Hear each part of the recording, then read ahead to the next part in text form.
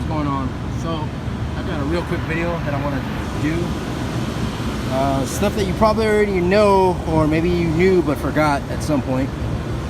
So I just did this repair on VFD drive. Kept coming up for a ground fault. All it was just a nicked wire, but I went ahead, took apart the wires going between the motor, the VFD, and the fuse assembly, and just homed out everything.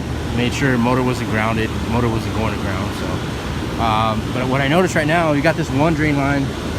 It's one of 3 drain lines that go into this VAV driven package unit in Telepack. It doesn't have a trap, so it's just a straight pipe with no water trap. And what do you know, when it doesn't have a trap, yeah, the water drains a little bit, but because there is no trap blocking the negative air, what happens is that water kind of wants to cavitate and suck back. I don't know if you can see that. But look, when I break the vacuum, you'll see that water start to pour out. Oh, I kind of missed it. Let's try it again. So I'm breaking the vacuum right now. Look at that water just pour out of there.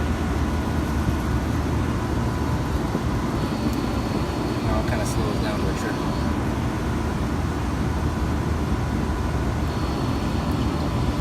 That. So anytime you got a negative draw unit, you want to have a P-trap.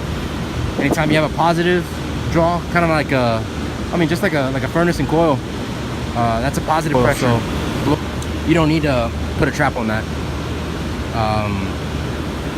But a negative pressure you do, like an air handler, where you got the coil right below the blower drive, or blower fan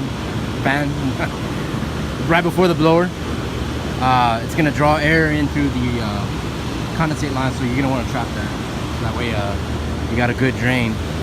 If not, like I said, it'll hold the water back, and might even create water leak, nuisance water leak here and there. So just be aware of that. If you guys don't already know, now you do.